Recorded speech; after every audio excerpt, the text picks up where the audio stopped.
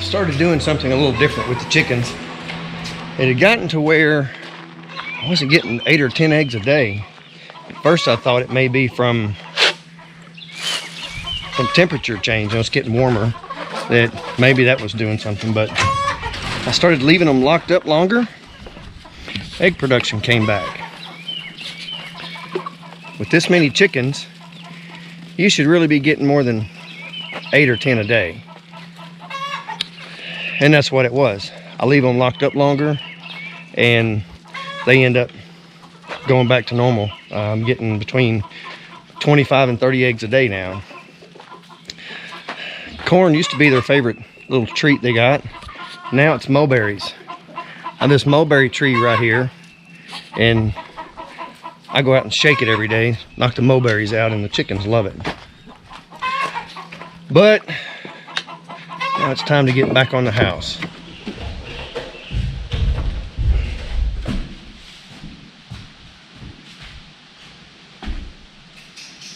Not smart.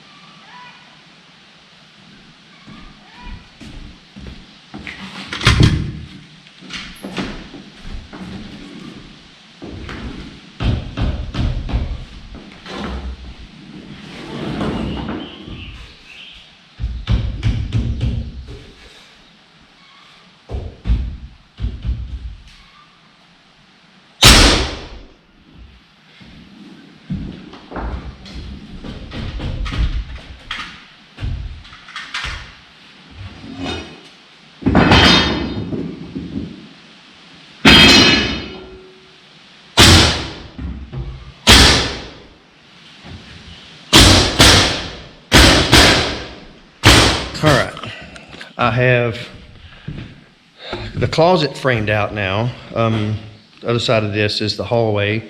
I'm standing in the closet, so decent sized closet.